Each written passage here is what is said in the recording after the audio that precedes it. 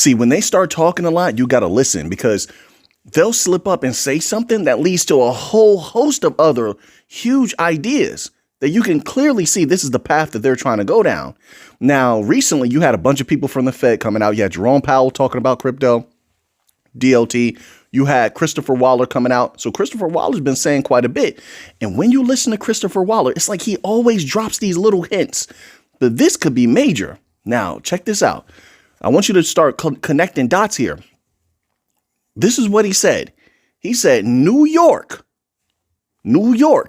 could also relax its crypto regulations if its senator's proposed bill passes. You know, you have bills all over the place. The important part here is, listen. Now, do you remember when wasn't it recently, like last maybe month or 2 or 3, Ripple got some sort of clearance in New York, right? Some sort of licensing in New York. Something major happened in New York with XRP and Ripple. That's number one. Number 2, they're saying this. Number 3, just understand that New York is so strict on almost everything. They're one of the most strict cities, states in the United States when it comes to everything. All right. If New York relaxes its crypto regulations, it's almost a guarantee every other state's going to do the same. The 2 most strict states and I think extreme states when it comes to almost everything, New York and California. And there's a few other scragglers behind that. But if they get relaxed regulations in New York City, New York, listen, crypto's going to dominate. I don't know how much more I can emphasize that, but this is a huge piece on the chessboard.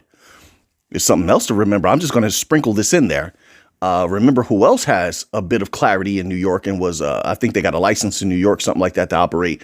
This was years ago. Stellar. Remember that. You know, we'll see what they do as time progresses, but this is huge for him to say that. He could have talked about anywhere else, but for him to say that because he wanted you to know, he wants the people to know they're dropping hints.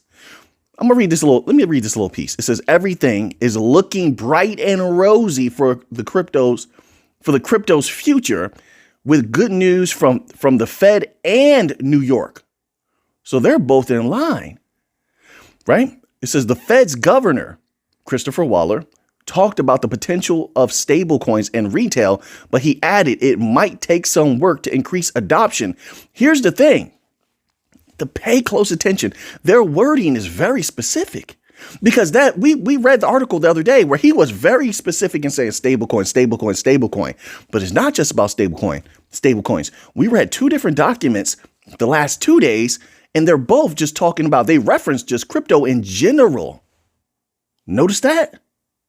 Just in general. I was actually surprised that other article that we read where I forgot who it was speaking. My apologies, folks.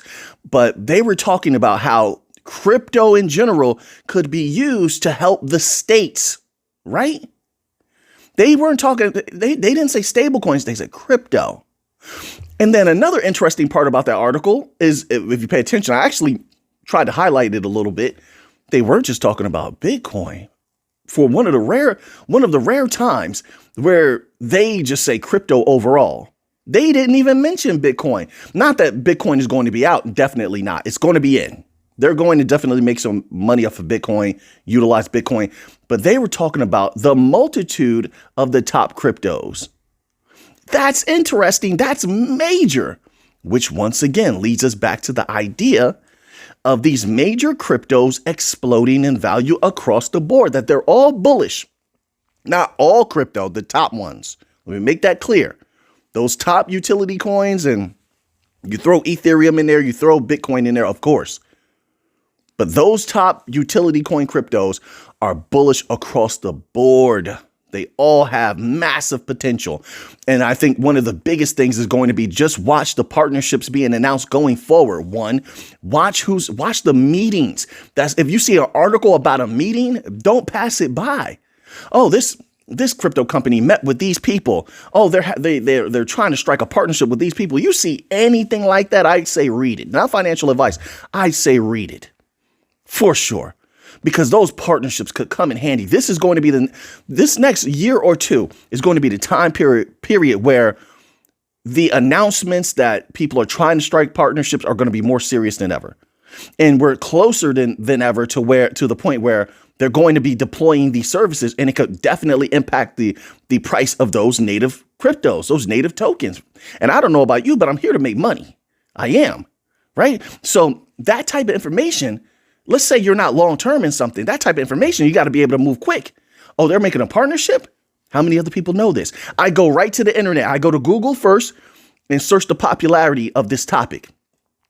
Then after Google, I'm going to double check. I'm going to go to AI, and I'm going to go to AI and type in and search of the popularity of this topic. And then I'll take the average of the two to see, is this popular? Do a lot of people know about this? Or, if a lot of people know about it, maybe a lot of people are in already on this coin. All right. So then I approach it a certain way.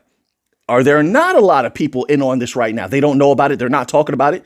Okay, so I'm super early. Then I approach it another way. You see, like, it's important, all this little information, but that's up to you how you approach things. I'm just giving my thoughts. That's all. But it's going to be very important if you want to move quickly. That's all I'm saying. So all this information, not necessarily now, although I will begin now doing that research and just keeping my eye open and just putting that into my mind to stay aware. But the next year or two, because I think these are going to be the real golden years. The next 2-3 years really are going to be golden years for crypto. Once you see, it's my humble opinion, not financial advice. Again, let me say that again.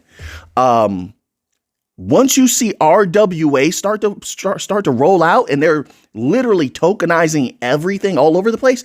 Now I firmly believe this. I could be wrong. I would love to be wrong because I want more massive explosions to happen. Maybe there's something that I'm not foreseeing, a catalyst that may come in the future. But with RWA right now, once you see that roll out, because right now, that's like the last major thing to come in. And it is going to cause, it's my humble opinion. You don't have to agree because I know a lot of people don't agree with it. Okay, I know.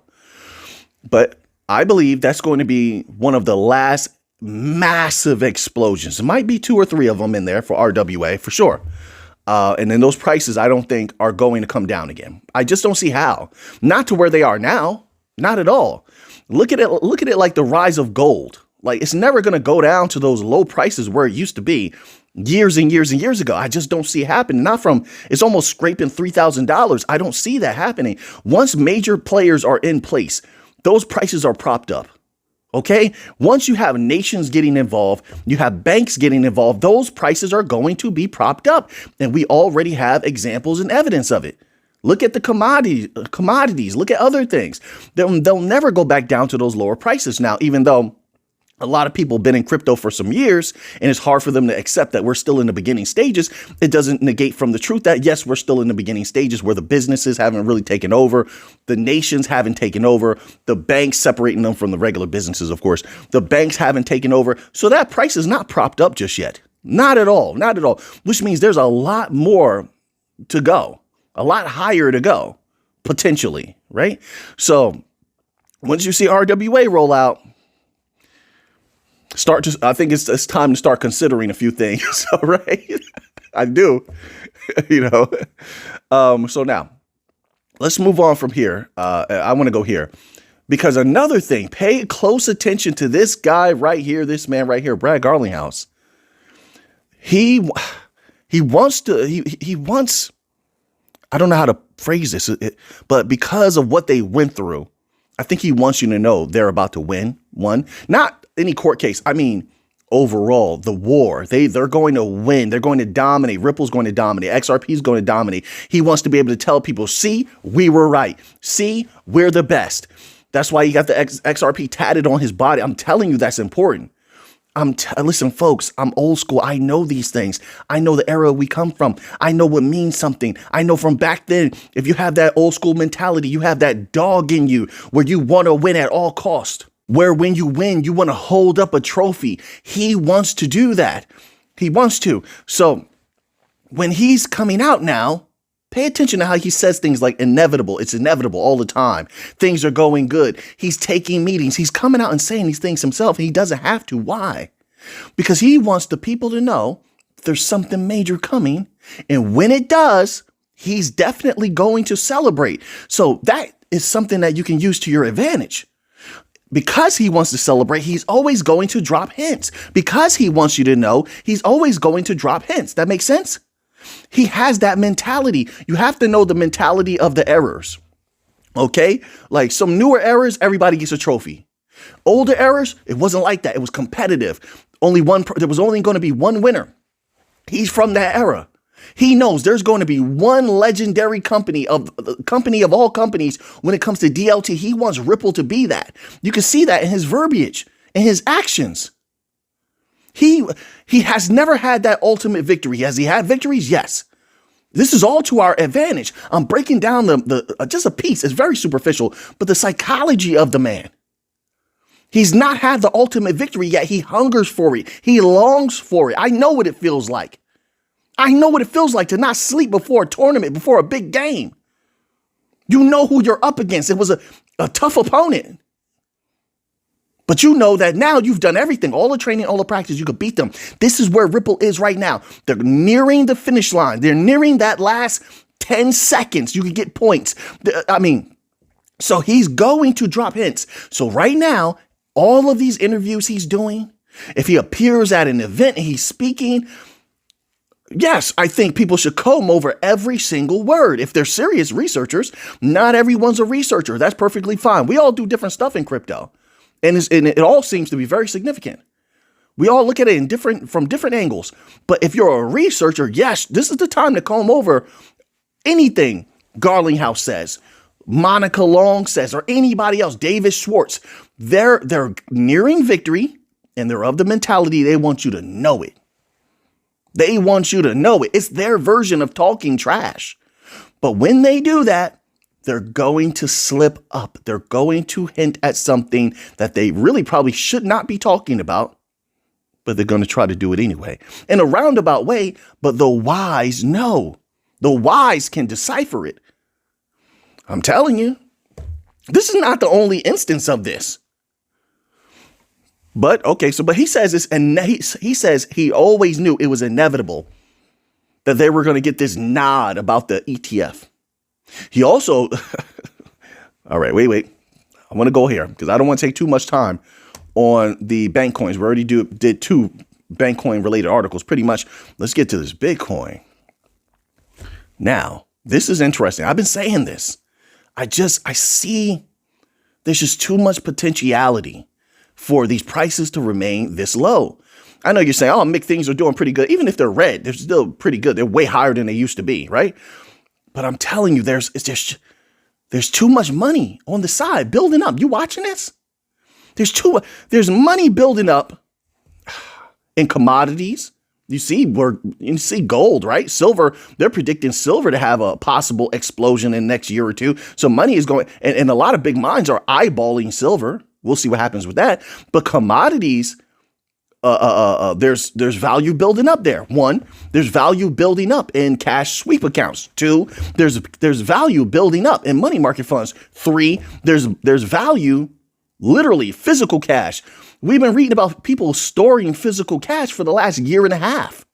They're just pulling money out the bank and just keeping it at home because of all the geopolitical tension. People not sure what's going to happen. Some people been through some harsh times, especially with infrastructures and things like that, where they can't rely on if they're going to have electricity or not, et cetera. Yeah, it's like that. So a lot of people have just physical cash at home. That's 4.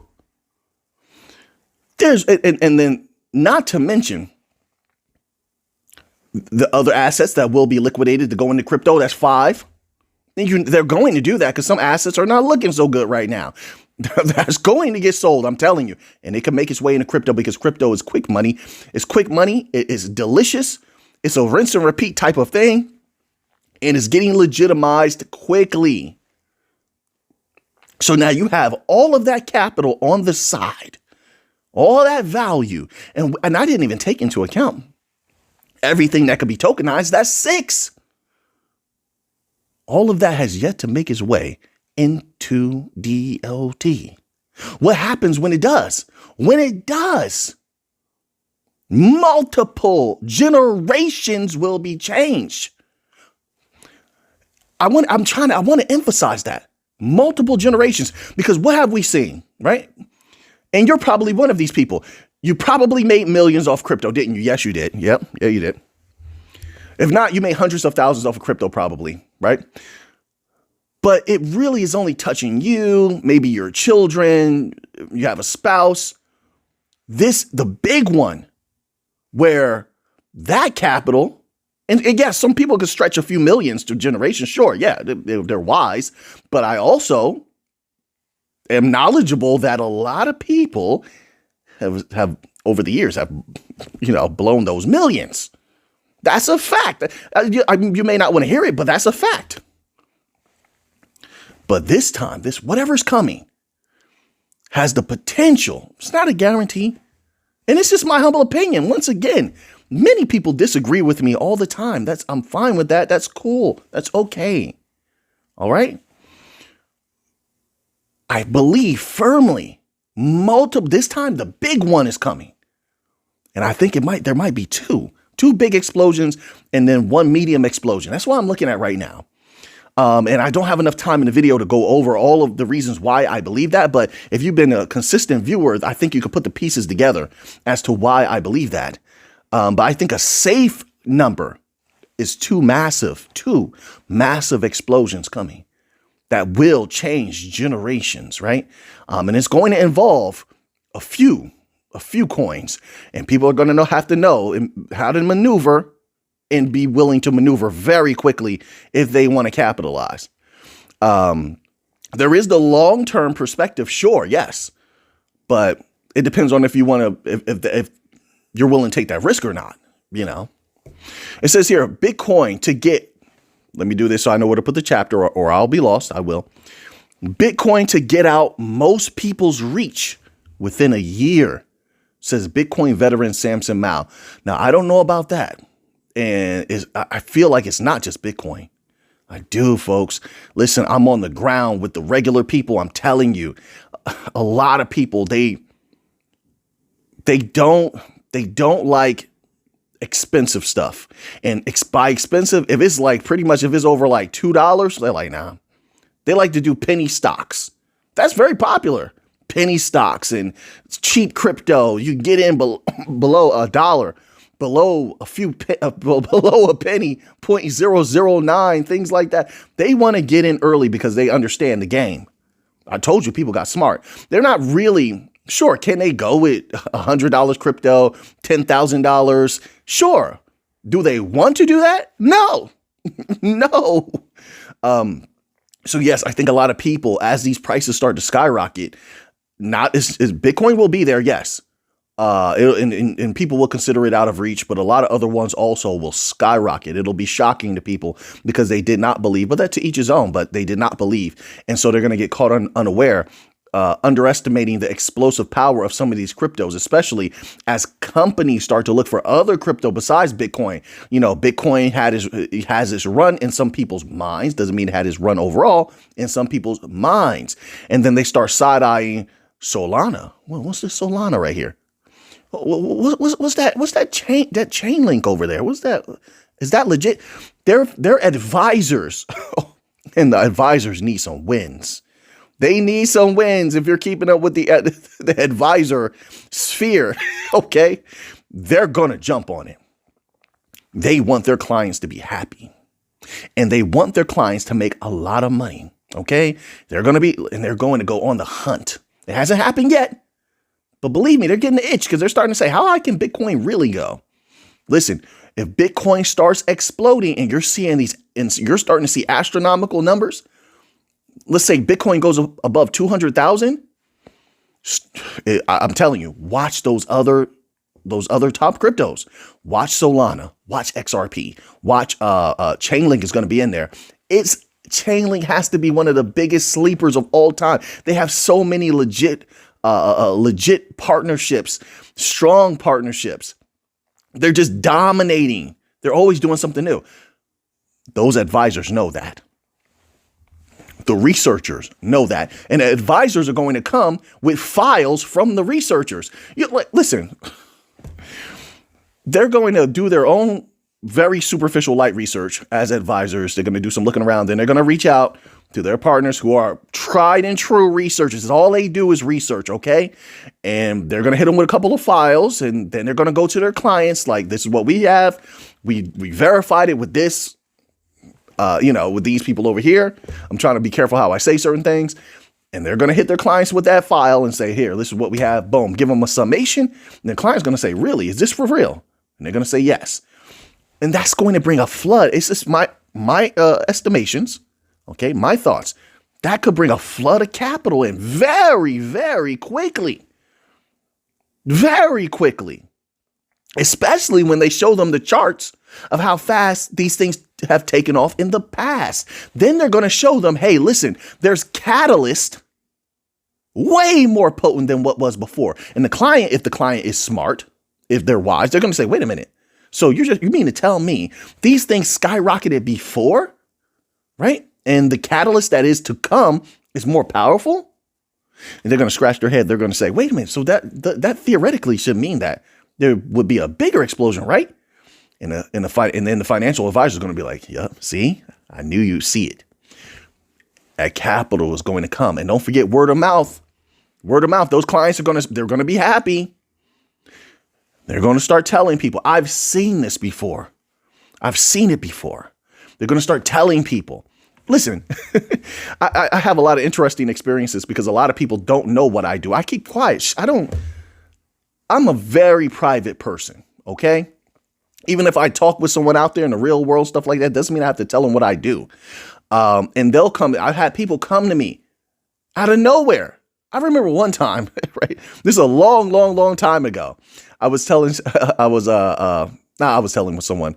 This was at the time. This was years ago when I was getting heavy into Cardano, right? I knew Cardano was going to explode just back in 2021, and it did. Boom! Right? A lot of things were going up, right? And I remember someone coming to me and saying, hey, you heard about this Cardano? I said, what about a Cardano? Like, what about Cardano?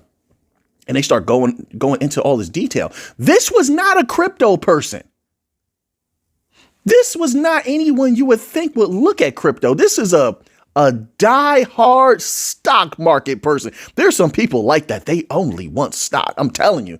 I don't know if you've met these people, but this is where they make major capital. They rarely look at anything else. Don't talk to them about commodities. And I'm listening to this person tell me about Cardano. And I'm just thinking, like, this is interesting information to have. That, well, now you have that example. Okay, I don't want to make the video too long, but you get what I'm saying? That's going to happen. Word of mouth is what I'm saying. They're going to tell someone else. They think they found something. They think they're in early. And if they respect you, whether you're a family member or someone else, they're going to tell you about it. And that word of mouth could be powerful at some point. So now that you have that information, what are you going to do with it? I know what I'm going to do with it. So until next time, everybody, let's get to the money.